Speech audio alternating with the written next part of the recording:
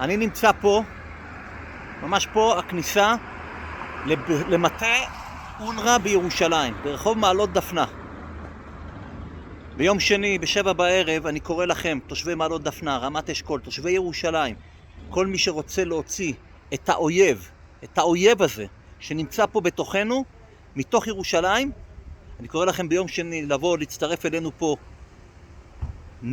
להפגין נגד הפיכת ירושלים לעזה, נגד נוכחות ארגון שחבריו חטפו, אנסו, רצחו, שחטו, החביאו את אחינו, חיילינו, אחיותינו, תושבי עוטף עזה והחיילים.